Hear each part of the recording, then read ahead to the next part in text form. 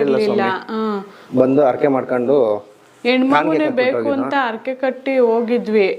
ಪಾಪು ಆಯ್ತು ನಮಗೆ 1 ತಿಂಗ್ಳಿಗೆನೆ ಪಾಪು ಹೊಟ್ಟೆಗೆ ಬೀಳ್ತು ಗುರುಗಳೇ. ಇಲ್ಲಿಗೆ ಬಂದೋದ್ಮೇಲೆ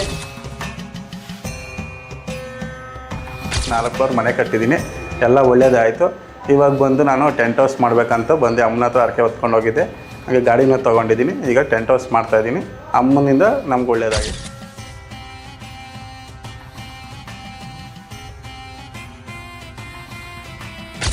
ಮನೇಲಿ ಮಕ್ಕಳಿಲ್ಲ ಅಂತ ಕೊರಗ್ತಾ ಇರುವಂತಹ ದಂಪತಿಗಳ ಸಮಸ್ಯೆ ಕೂಡ ನಿವಾರಣೆ ಆಗುತ್ತೆ, ಸಂತಾನ ಫಲ ದೊರಕುತ್ತೆ, ಜೊತೆಗೆ ಆರ್ಥಿಕ ಸಮಸ್ಯೆಗೆ 100ಕ್ಕೆ 100ರಷ್ಟು ಇದರಲ್ಲಿ ಫಲಿತಾಂಶ ಇದೆ.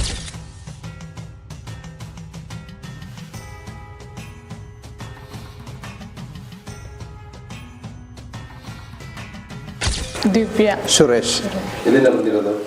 ಆಲೂರಿಂದ ಬಂದಿದ್ದೀವಿ, ಬೆಂಗಳೂರಿಂದ. ಎಷ್ಟು ವರ್ಷದಿಂದ ಬರ್ತಾ ಇರೋದು ದೇವಸ್ಥಾನಕ್ಕೆ? ಗುರುಗಳೇ ಯಾವತ್ತೋ ಒಂದು ದಿವಸ ಇಲ್ಲೇ ಎಲ್ಲ ಹೊರಗಡೆ ಹೋಗಿದ್ವಿ, ಇಲ್ಲಿ ರೋಡಲ್ಲಿ ನೋಡ್ಕೊಂಡು ಹೋಗಿದ್ವಿ. ಬಂದು ಆಮೇಲೆ ಒಂದ್ ದಿವಸ ಅರ್ಕೆ ಮಾಡ್ಕೊಂಡು ಹೋದ್ವಿ ಗುರುಗಳೇ. ಪಾಪು ಇರ್ಲಿಲ್ಲ.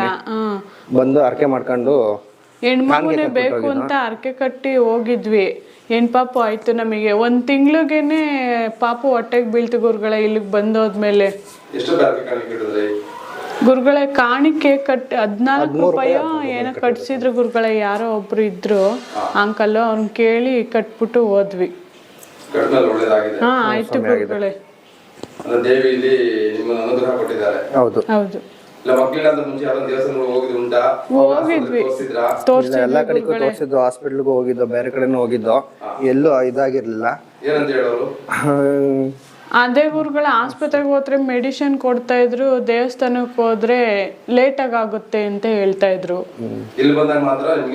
1 ತಿಂಗ್ಳಿಗೆನೆ ಪಾಪು ನನ್ನ ಹೊಟ್ಟೆಲಿ ಇತ್ತು ಗುರುಗಳೇ. 1 ತಿಂಗ್ಳಿಗೆಲ್ಲ ನಾನು ನೆಕ್ಸ್ಟ್ ಹೋಗಿ ಚೆಕ್ ಮಾಡಿಸಿದಾಗ ಪಾಪು ಗ್ರೋತ್ ಆಗ್ತಾ ಐತೆ ಅಂತ ಹೇಳಿದ್ರು ಆಸ್ಪತ್ರೆಯಲ್ಲಿ.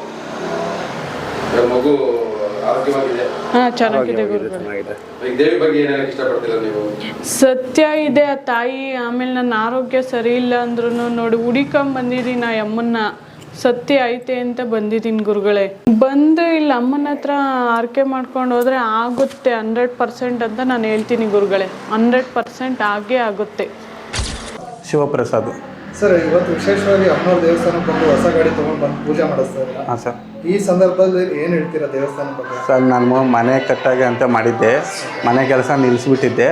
ಆವಾಗ ನಮ್ಮೂರ ಹತ್ರ ಲಕ್ಷ್ಮಮ್ಮ ಅಂತಿದ್ದಾರೆ, ಅವ್ರು ಬೇಕಾದ್ರೆ ಅವರು ಇಂಥ ದೇವಸ್ಥಾನಕ್ಕೆ ಹೋಗ್ಬಿಟ್ಟು ಬಾ, ನಿಮಗೆಲ್ಲ ಒಳ್ಳೇದಾಗ್ತಿದೆ ಅಂದರು. ಅವಾಗ ಬಂದು ನಾನು ಹೋಗಿ 1 ವಾರಕ್ಕೆ ನನಗೆಲ್ಲ ಲೋನ್ ಎಲ್ಲ ಆಯಿತು. 4 ಫ್ಲೋರ್ ಮನೆ ಕಟ್ಟಿದ್ದೀನಿ, ಎಲ್ಲ ಒಳ್ಳೇದಾಯಿತು. ಇವಾಗ ಬಂದು ನಾನು ಟೆಂಟ್ ಹೌಸ್ ಮಾಡಬೇಕಂತ ಬಂದು ಅಮ್ಮನ ಹತ್ರ ಅರ್ಕೆ ಹೊತ್ಕೊಂಡು ಹೋಗಿದ್ದೆ. ಹಾಗೆ ಗಾಡಿನ ತೊಗೊಂಡಿದ್ದೀನಿ. ಈಗ ಟೆಂಟ್ ಹೌಸ್ ಮಾಡ್ತಾಯಿದ್ದೀನಿ. ಅಮ್ಮನಿಂದ ನಮ್ಗೆ ಒಳ್ಳೇದಾಗಿದೆ. ಸರ್, ಮನೆ ಕಟ್ಟಬೇಕು ಅಂತ ಇದ್ರಿ, ಆದರೆ ಎಷ್ಟು ವರ್ಷದ ಕನಸು ಸರ್? ಅದು ನನಗೆ ಅಷ್ಟು ಕಟ್ತೀನಿ ಅಂತ ನನಗೆ ಗೊತ್ತಿರಲಿಲ್ಲ. ನಾನು ಕಟ್ಟಿ 1-2 ಫ್ಲೋರ್ ಕಟ್ತೀನಿ ಅಂತ ಅಂದ್ಕೊಂಡಿದ್ದೆ. ಅಮ್ಮನ ಮೇಲೆ ಭಾರ ಆಗ್ತಾ 4 ಫ್ಲೋರ್ ಕಟ್ಟಿದ್ದೀನಿ. ಎಲ್ಲ ಅಮ್ಮನೇ ದಾರಿ ತೋರಿಸ್ಕೊಟ್ರು. ಇಲ್ಲೇನಾದ್ರೂ ಹರಕೆ ಕಟ್ಕೊಂಡಿದ್ದೀರಾ ಮನೆ ಕಟ್ಟಬೇಕು ಅಂತ? ಅದೇ ನಾವು ಈ ಥರ ಮಾಡಿಕೊಟ್ರೆ ಮನೆಗೆ ಬಂದು ಮನೆಗೆ ಕರ್ಸ್ಕೊಂಬಂದು ಹರಕೆ ಕೊಡ್ತೀನಿ. ನಮ್ಮ ಅಮ್ಮ ಇದು ಮಡ್ಲಕ್ಕಿ ಕೊಡ್ತೀನಿ ಅಂತ ಹರಕೆ ಒಪ್ಕೊಂಡಿದ್ರಿ. ಬಂದು 3 ವರ್ಷ ನಾವು ಪೂಜೆ ಮಾಡ್ತೀನಿ, ಸತ್ಯನಾರಾಯಣ ಪೂಜೆ ಅಂತ ಹೇಳಿ ಇದು ಹರಕೆ ಹೊತ್ಕೊಂಡಿದ್ವಿ.